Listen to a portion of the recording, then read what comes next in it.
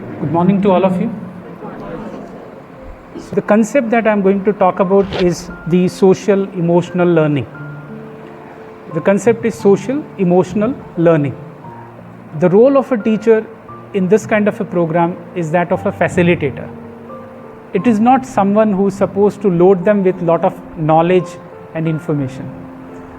Knowledge and information तो is available. You can cite them the sources, let them go explore and come back.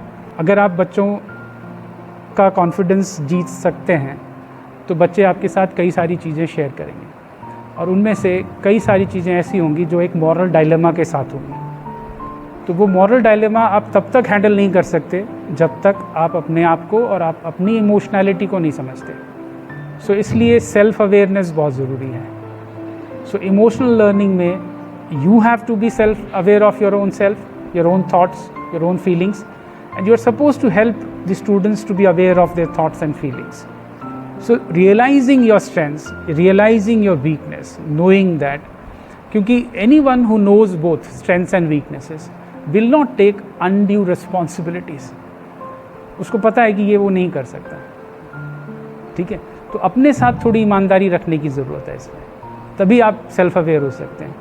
And सबसे बड़ी problem आज की society में क्या है कि सबसे ज़्यादा डिसऑनेस्ट हम अपने साथ हैं.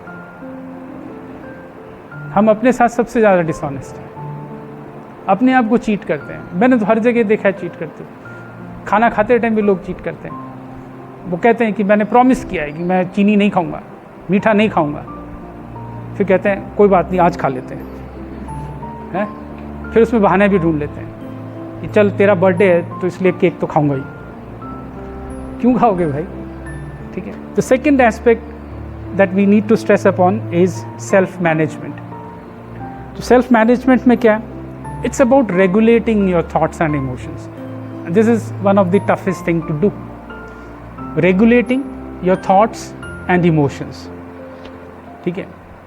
सी it's very easy to wallow in negative emotions. बहुत आसान है वैल्यूइंग करना. वैल्यूइंग क्या होता है?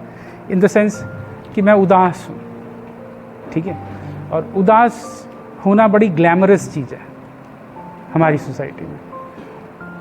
सबसे क्रिएटिव गाने जो है ना वो उदासी के हैं. ठीक है. जगजीत सिंह की गज़लों की लाइन लगी पड़ी है. तो हम सैडनेस को बहुत ग्लैमराइज करते हैं. So we need to manage our emotions. We need to tell ourselves that it's high time that I need to pick my self up. ठीक है. आप एक बार किसी चीज़ में सदमे में जा सकते हैं, एक बार किसी चीज़ से आप दुखी हो सकते हैं, but you have to manage it. ठीक है. अब वो मैनेजमेंट में क्या आएगा कि if you need to take some help from someone, that also is part of that management. If you need to talk to someone, going and talking to that someone is also part of that management. ठीक है. So it's very important that you need to manage your self, your thoughts. And at the same time you need to set goals for yourself. आपको अपने लिए कुछ goals भी तो तय करने होते हैं. Controlling impulses and managing stress. अपने impulses को control करना बहुत ज़रूरी है.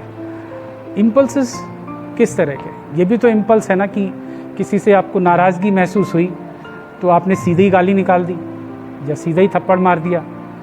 ठीक है. Impulse है, impulsive है कि उसने ऐसा किया इसलिए मैंने ऐसा कर दिया. तो क्या आप अपने इम्पल्सेस को कंट्रोल करने की कोशिश करते हैं? And that is an important aspect.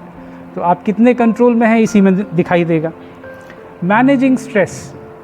ऐसी कोई लाइफ नहीं जिसमें स्ट्रेस नहीं होगा, और ऐसा कोई फैक्टर नहीं जो अपने आप में स्ट्रेसफुल नहीं हो सकता. ठीक है.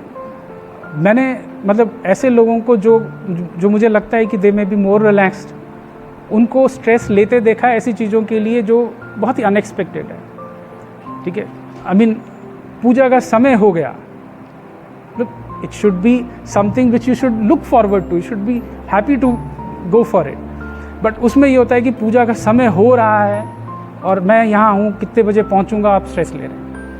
फिर ये होता है कि पूजा की सामग्री ये नहीं, वो भी चाहिए, फलाना भी चाहिए, कहाँ है, और उसमें भी आप लड़ रहे हैं. तो स्ट्रेस तो आपको किसी भी चीज़ से हो सकता है. इसका मतलब ये है कि अगर आप चीज़ों को ठीक से इवैल्यूएट करें, उसको समझें और ये देखें कि मतलब अननेसेसरीली अपने ऊपर बर्डन लादना नहीं है। तो you need to manage your stress, you need to see कि whether the stressor is real और not, whether it is something which you have manufactured. The next one is social awareness, and this is very very important. जब हम social awareness की बात करते हैं, it's about understanding the perspective of others, दूसरों को समझना। हमारे आसपास जब हम सोशल की बात कर रहे हैं तो people belonging to other communities, people may be having a different opinion than me, ठीक है, that can be political, that can be religious. क्या मैं उनको समझने की कोशिश करता हूँ और क्या मैं इस चीज़ में यकीन रखता हूँ कि उनको पूरा हक है मेरे से अलग होने का। सो सोशल अवेयरनेस का मतलब है being aware of your surroundings, knowing people, differences and respecting those differences, ठीक है। एंड ये स्कूल में, फैमिली में, कम्युनिटी में आपको देखने को मिलेगा।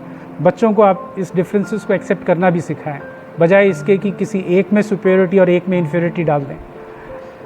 The next one is relationship skills.